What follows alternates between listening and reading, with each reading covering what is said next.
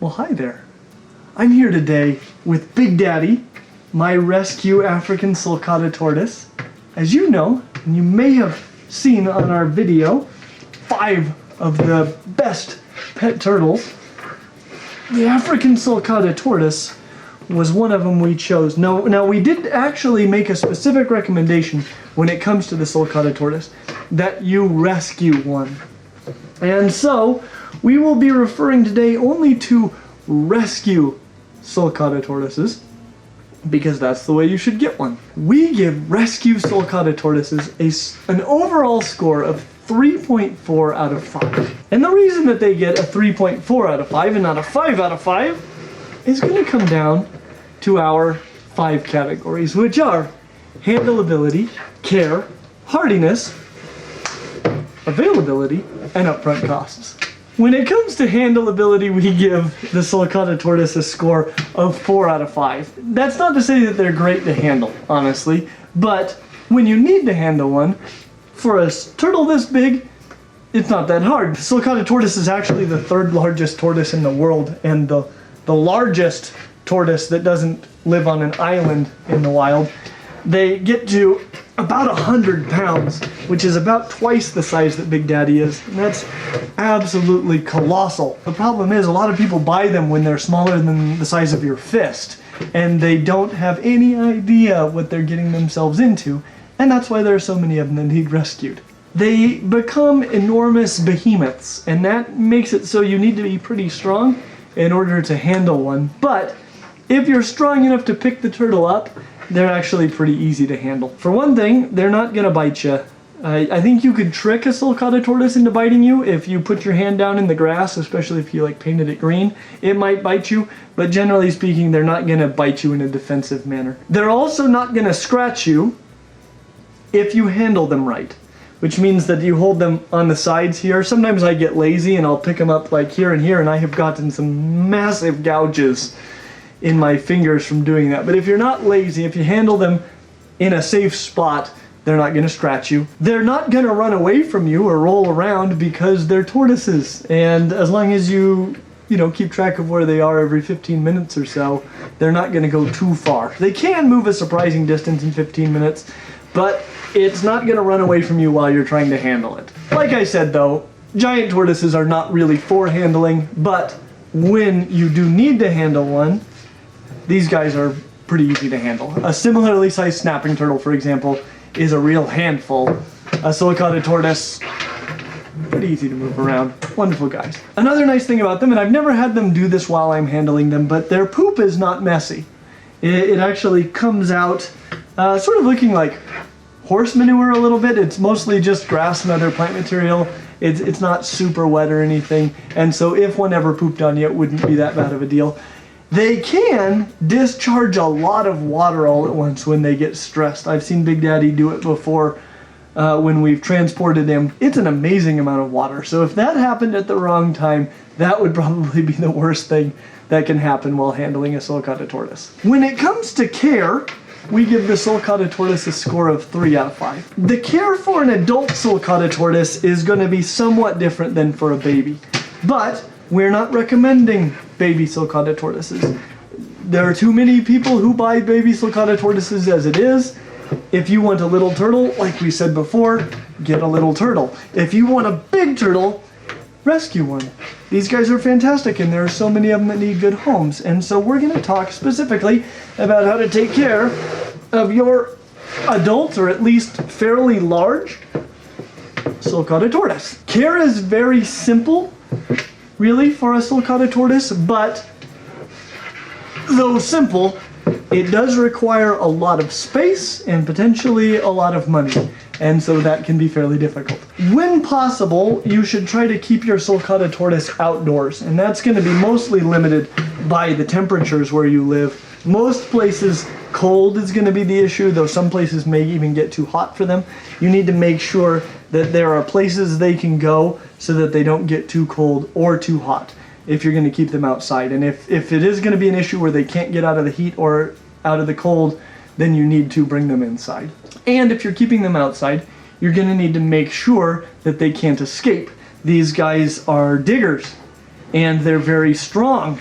So you need to make sure that they can't dig their way out of, say, your backyard if that's where you're keeping them, or any sort of an outdoor enclosure where they're being kept. You got to make sure that's going to be able to hold them long term. Also, they're going to need to eat, and they love to eat. And I love that about Sulcata tortoises, honestly, because tortoises, in my opinion, are a little bit boring, except for when they eat. And the Sulcata tortoise eats almost constantly. And that is wonderful, but that could get really expensive if it weren't for the fact that Sulcata tortoises are primarily grass eaters. And so, if you're keeping it outside, what they're going to do is they're going to mow your yard. And they come from the desert, and so you can't just eat the grass all the way until it is gone in the desert. So they kind of practice sustainable agriculture and mostly just trim the top off your grass. They're like a lawnmower. It's wonderful. And even in the winter, or times where you're not having them eating grass, one of the main things you're going to try to feed them is grass hay. And grass hay is fairly inexpensive. You are, of course, going to supplement their diet with a lot of other green vegetables that are available at your local grocery store. Preferably a diversity of these things, but not the types of greens that bind calcium, like spinach and broccoli. Don't include those in their diet. But things like collard greens, kale in moderation, mustard greens, these sorts of greens, they love those as well. They should also have access to water all the time if possible. They come from the desert, and so they do pretty well for a while if they don't have water, but they do like to drink. And so try to make sure that they have access to water in a water bowl that they're not going to knock over or destroy. When you have to bring them indoors, which will be the case most places, you're going to need an enclosure that is just absolutely colossal, like Savannah monitor level colossal. Huge enclosure. And that enclosure is going to need heat at the very least, and if they don't have regular access to natural sunlight, it's going to need UV as well. There's actually a great YouTube video also that I recommend checking out if you're seriously considering a sulcata. This was done by Kamp Kenan, and he really focuses a lot on keeping tortoises, so that's why I'm wanting to point you in that direction. The video is called The Ultimate Sulcata Tortoise Care Instructions. We'll have a link to it down in the description. Don't watch his facts necessarily on the difference between a turtle and a tortoise, but he's really good about turtle and tortoise care. Not everybody knows their classification, and that's okay.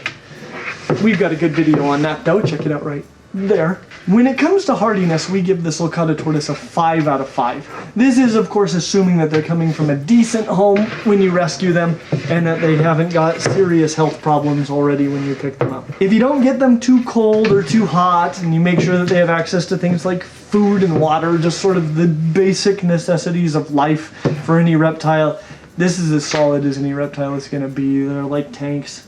There is a reason there are so many of them that need rescuing, and that those that need rescued are still doing okay. I've seen some Sulcata tortoises that were really, really poorly taken care of, and they look terrible. Their shells are all misshapen and deformed, and yet they are just solid reptiles. When it comes to availability, I give them a score of 3 out of 5. Truth be told, if you're looking for a rescue Sulcata tortoise, you're going to be able to find one. You may need to go to something like Craigslist, or possibly better yet, you're a local reptile rescue, and there are so many people that buy these as babies that don't know what they're getting themselves into, that there are a lot of them that need rescued.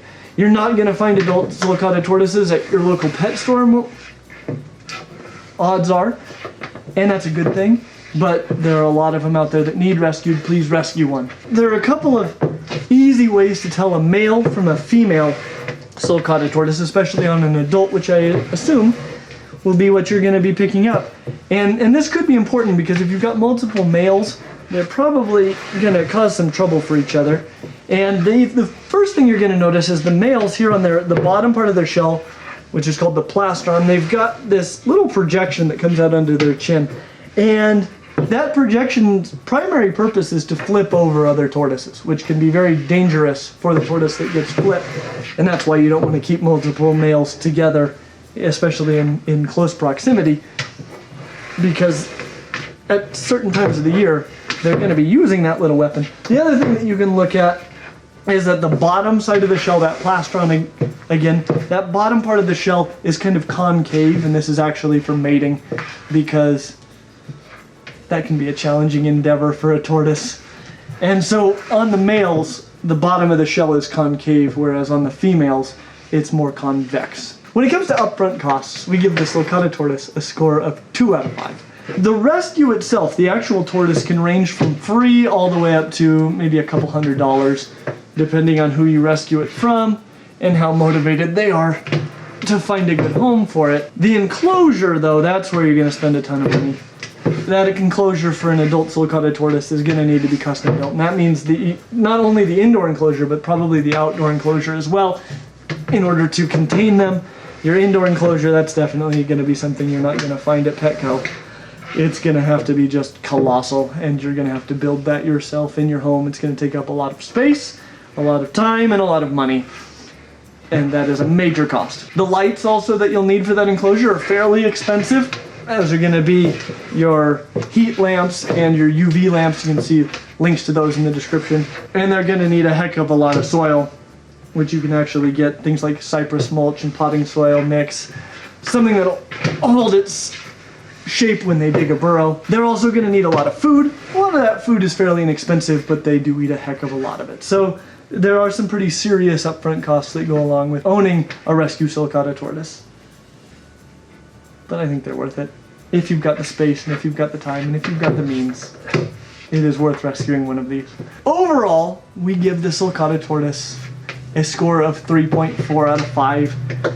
If you want a giant tortoise, these guys are they're really fantastic. I honestly wish there were some smaller tortoises that were just like them, but not so big, because there are so many things to love about the Sulcata tortoise. And honestly, their size is one of the things that I love about them.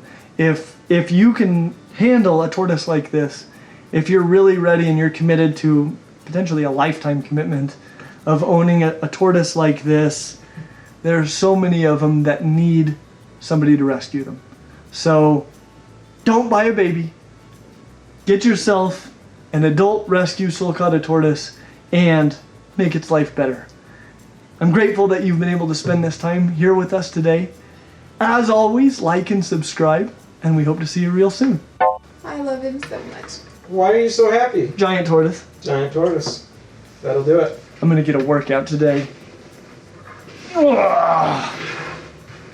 Oh, you're so rad. You leaving? The African Sulcata tortoise. Don't drop your water on me. Okay. Sulcata tortoise. Pretty easy. For an adult Sulcata tortoise turtle, like we said before, get a little about how to take care of your adult, or at least, though simple, going to be mostly limited by the temperature. Most places cold. What's going on? Really? My body's like, something's up. It was funny. You are such a dude, but you are not meant for tables. Oh, I love it. Okay, I'm gonna need a pretty good fence. Because tortoises, in my opinion, are a little bit boring grass eaters. And so, they should also have access. And, he really, we've got a good video on that. Poorly taken care of, and they look. So many people that buy these as babies that don't cost.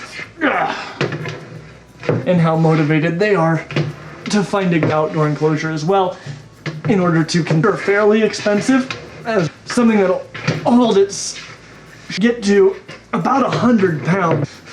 So they're